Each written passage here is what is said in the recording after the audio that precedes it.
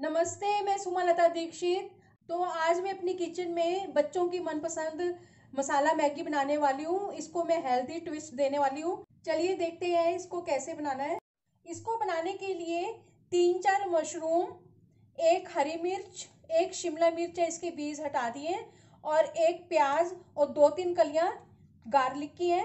इनको धो के ले लिया है। अब इनको काट लेंगे। थोड़ा सा हरा धनिया, हरे प्याज के पत्ते हैं, इनको भी काट लेंगे। इनको गार्निशिंग करने के लिए रखेंगे।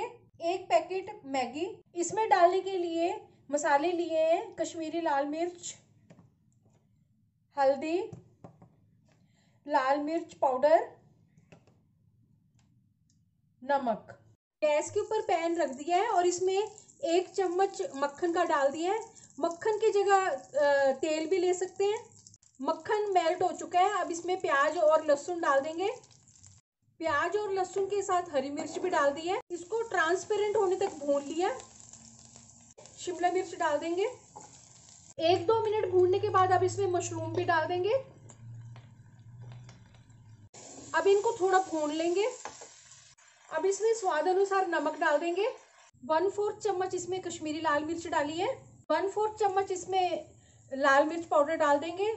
इनको बच्चों को अगर बना रहे हैं तो उसको ध्यान में रखते हुए डालेंगे।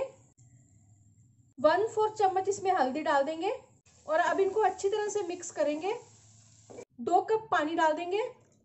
इसको उबलने देंगे।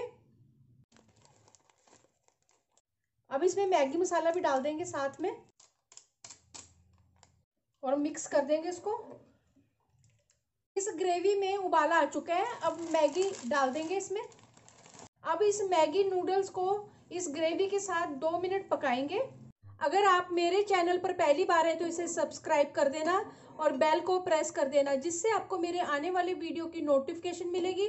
और अगर आपको मेरी रेसिपी अच्छी लगती है तो इसे लाइक कर देना और ज़्यादा से ज़्यादा इसको शेयर कर देना। और कमेंट सेक्शन में ज़रूर बताना ये रेसिपी आपको कैसी लगी। मैगी बनकर तैयार है। अब गैस की फ्लेम को बंद कर देंगे। अब मैगी को एक सर्विंग बाउल में डाल देंगे और इसको हरे प्याज के पत्ते और धनिया से गार्निश कर देंगे।